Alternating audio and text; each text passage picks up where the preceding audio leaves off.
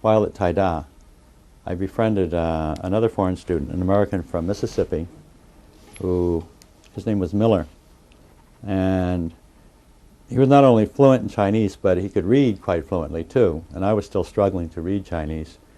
And he turned me on to Wenxing magazine and some of the paperbacks that Wenxing was publishing. And I very quickly became extremely excited by Liao. Partly through his introduction, he was telling me that there's this one writer who he's taken on the big issues, and he's really putting it in the face of authority. He's courting arrest, and he's something of a hero among a lot of college students and high school students. America as the imperial director of a number of client regimes, among them Chiang Kai-shek's regime in Taiwan, Park Chung-hee in Korea, Philippines was an American client, and Vietnam, of course, was very big at the time. And all of these, you had the U.S. not really concerned about human rights, although they purported to be about freedom, democracy, and human rights. This was the name under which the U.S. would go in and do some support some very, very terrible atrocities, actually. So it's been repeated here at the conference a number of times that behind everything that happened in Taiwan, you had the USA.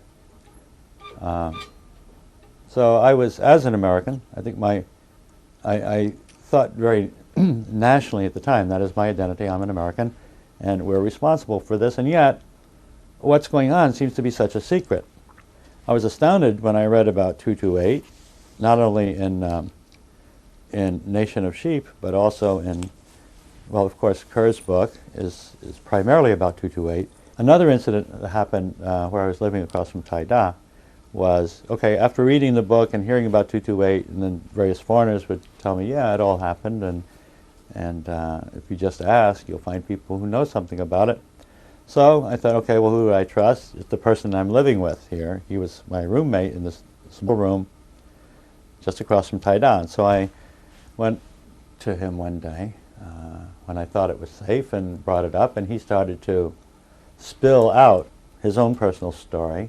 He was too young to remember much himself, but he had an uncle who never came back, and I forget what else. But basically, he's saying, yeah, all this happened, and he's putting it in the context of mainlander versus Taiwanese. He's Taiwanese himself.